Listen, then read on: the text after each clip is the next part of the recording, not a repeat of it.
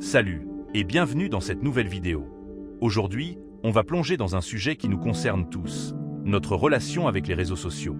Soyez honnêtes, combien de fois par jour vous vérifiez vos notifications? Ou vous sentez-vous un peu frustré quand votre post n'a pas les likes que vous espériez?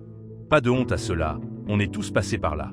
Mais imaginez une vie où vous utilisez Instagram, TikTok ou X sans stress, sans courir après la validation, en restant fidèle à vous-même. Ça, c'est possible grâce à une philosophie vieille de 2000 ans, le stoïcisme. On va s'inspirer de cette phrase puissante, « Ne cours pas après les likes. Cherche la vérité en toi ». Dans cette vidéo, on va 1. Comprendre pourquoi les réseaux sociaux nous piègent. 2. Découvrir 4 principes stoïciens pour reprendre le contrôle. 3. Apprendre à cultiver notre vérité intérieure face au bruit numérique. Avant de commencer, abonnez-vous et activez la cloche pour ne pas rater mes vidéos sur la philosophie pratique et le développement personnel. Et si vous êtes prêts, prenez un carnet, un thé ou un café, et on commence.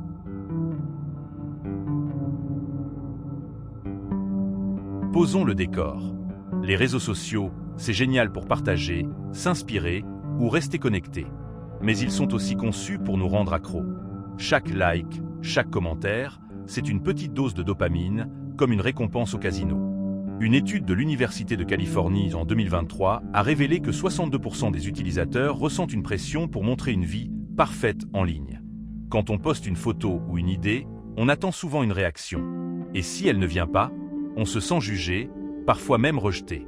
J'ai vécu ça moi-même. Il y a quelques années, j'ai posté une vidéo sur YouTube, j'étais super fier, mais presque pas de vues. J'étais déçu, jusqu'à ce que je me rende compte que je cherchais l'approbation des autres, pas ma propre satisfaction. Marc Aurèle, empereur romain et stoïcien, écrivait « Tu n'as pas besoin de l'opinion des autres pour être heureux ».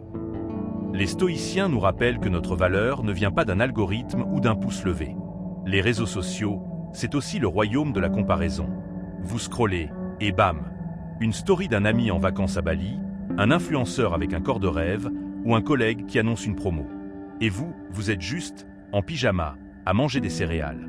Ça peut vous faire sentir que votre vie est moins bien.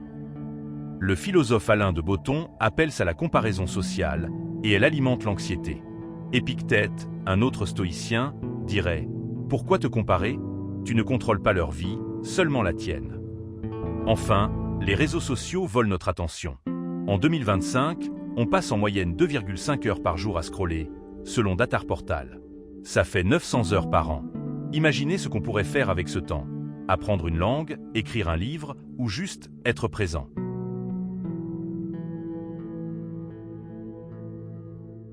Les notifications, les vidéos courtes, le défilement infini, tout ça fragmente notre esprit.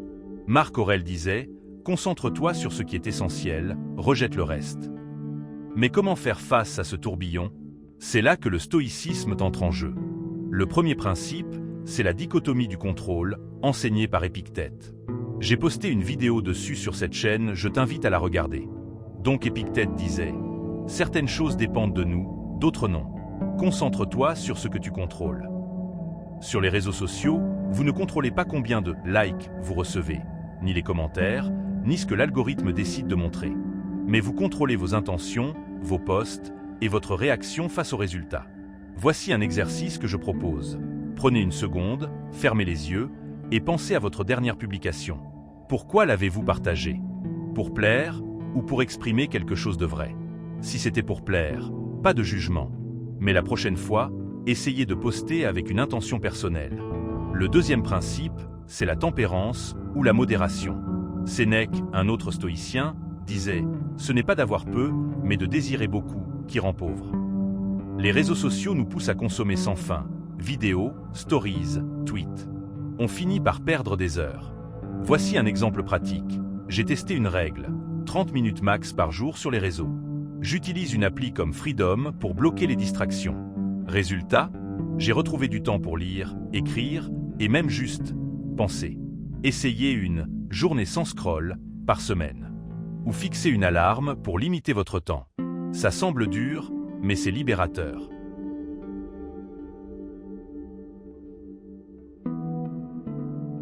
Le troisième principe, c'est la sagesse. Savoir ce qui mérite votre attention. Marc Aurèle disait « Si ça ne te rend pas meilleur, c'est superflu. » Les réseaux sociaux, c'est un océan d'infos, souvent inutiles. Combien de fois vous êtes tombé dans un trou noir de vidéos de chat ou de drames sur X, Facebook, Instagram ou alors TikTok? Voici une action concrète. Faites un grand ménage. Arrêtez de suivre les comptes qui vous stressent, vous font douter ou vous distraient. Gardez ceux qui vous inspirent ou vous apprennent quelque chose. Par exemple, moi, je suis des comptes sur la philosophie et l'écriture. Le dernier principe, c'est le courage. Les réseaux sociaux nous poussent à jouer un rôle, la version parfaite de nous-mêmes. Mais Épictète disait « Ne prétends pas être ce que tu n'es pas. Être authentique, c'est poster ce qui vous ressemble, même si ça ne plaît pas à tout le monde. »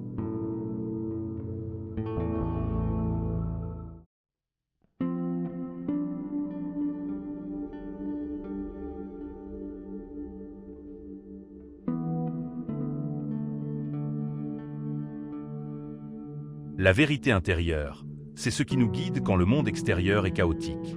Marc Aurèle écrivait tous les soirs dans son journal pour examiner ses pensées et ses actions. Ça s'appelle l'introspection et c'est un super pouvoir. Si vous prenez 5 minutes chaque soir pour écrire, posez-vous une question simple. Ai-je utilisé les réseaux sociaux en accord avec mes valeurs aujourd'hui? Ça vous aide à rester aligné. Voici une expérience personnelle. J'ai commencé ce rituel il y a 1 an. Au début, je me rendais compte que je scrollais par habitude, pas par envie. En notant ça, j'ai appris à être plus intentionnel. Les likes, les trans, les followers, tout ça est temporaire. Les stoïciens pratiquaient le memento mori, une méditation sur l'impermanence. Marc Aurèle disait « Tout passe, toi y compris ». La prochaine fois qu'un post vous frustre ou que vous êtes obsédé par une story, pensez « Dans 1 mois, est-ce que ça comptera ?» Probablement pas. Ça relativise tout. Gardez à l'esprit que rien ne dure. Les réseaux sociaux ne sont pas le problème, c'est comment on les utilise. Avec le stoïcisme, on peut les voir comme un outil, pas un maître. Ça veut dire poster avec intention, pas pour plaire. Consommer ce qui enrichit, pas ce qui distrait. Se détacher des résultats. Un peu comme moi. Depuis que j'applique ces principes, je publie moins, mais chaque post a du sens pour moi. Et je me sens plus libre, moins accro aux notifications.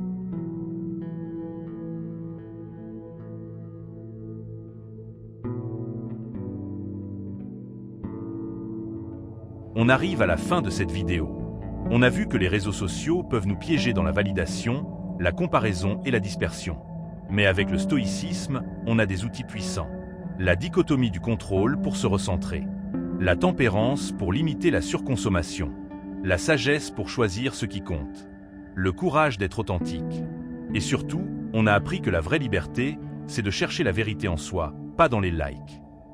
Marc Aurèle disait « Tu as le pouvoir d'enlever les complications de ta vie en te concentrant sur l'essentiel. » Je vous lance donc 3 défis pour cette semaine. 1. Limitez vos réseaux à 30 minutes par jour. 2. Postez quelque chose d'authentique sans attendre de like. 3. Écrivez 5 minutes chaque soir pour réfléchir à vos actions en ligne. Partagez vos progrès dans les commentaires. Et si cette vidéo vous a inspiré, laissez un pouce bleu. Partagez-la avec quelqu'un qui passe trop de temps sur TikTok et abonnez-vous pour plus de philosophie pratique.